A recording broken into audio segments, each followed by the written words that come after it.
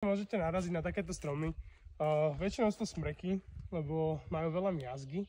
A keď vidíte tie záhryzy, a v podstate tuto máte aj chlpy, tak toto používajú medvede ako medvedí strom. Je to taký komunikačný kanál pre nich, hlavne počas ruje.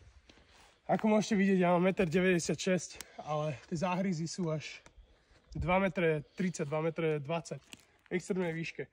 Pribudli nám tu aj nové chlpy, takže na fotopasci určite budeme mať niečo zaujímavé.